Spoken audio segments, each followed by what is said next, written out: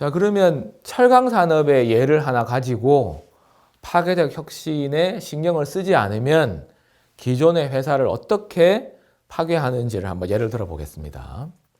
자, 그림이 되게 복잡합니다. 근데 두 개의 그 굵은 선을 염두에 두시고요. 수평으로 되어 있는 네 개의 선은 참조로 봐주시면 될 것 같아요. 자, 우선 철강 산업의 기술을 제가 간단히 설명드리면 위에 있는 선은 우리가 고로 방식이라고 해서 용광로에서 그 철이 들어있는 돌덩어리, 선철을 녹여서 철강 제품, 철강을 뽑아내는 방식. 우리 포스코 같은 회사가 전통적으로 했던 방식이 이제 고로 방식입니다. 용광로에 막 불을 떼가지고 엄청 온도를 올려가지고요. 거기서 철을 추출하는 방식이고요. 전기로는 말 그대로 전기를 가지고 데펴가지고 하는 방식인데 제가 과학자는 아니지만 전기로 방식은 온도가 낮아요. 그래서 용광로만큼 온도를 높일 수가 없습니다. 그래서 처음 전기로가 만들어졌을 때는 원래 철 성분이 돌과 섞여 있거든요. 그런 것들은 뜨거운 용광로에 넣어야만 이게 불순물이 제거되고 철을 뽑을 수 있는데 전기로는 온도가 안 올라가서 도저히 안 된다는 거예요. 그래서 고철을 넣어가지고 그 고철로 철을 만드는 방식이 전기로였거든요. 따라서 지금 보시면 고로 방식, 용광로를 쓰는 고로 방식이 전기로보다 위쪽에 있습니다.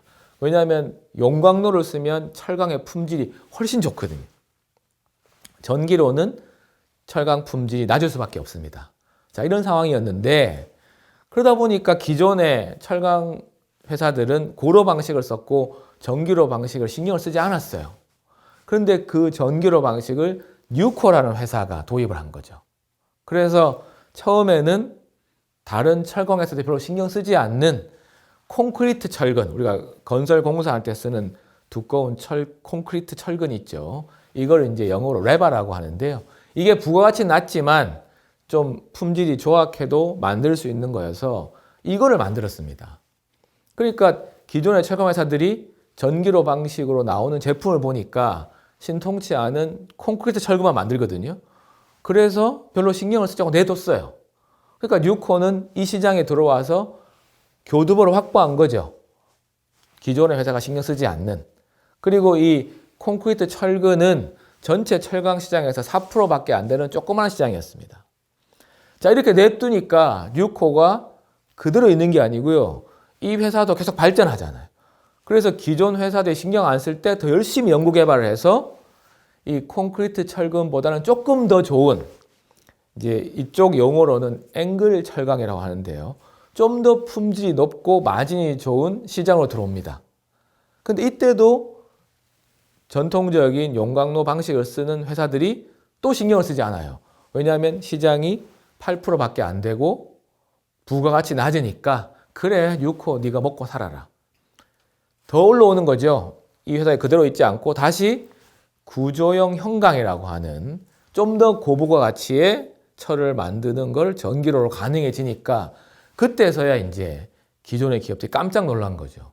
왜냐하면 전기로 방식은 다 이렇게 품질 낮고 마진이 낮은 싸구려 철 제품만 할 줄 알았는데 밑에서부터 계속 치고 올라오니까 그래서 이제 전통적인 업체들이 아이고 이렇게 하다간 큰일 나겠다 싶어서 직접 전기로 방식에 투자를 해서 용광로와 전기로를 다 하는 회사 생겼고요.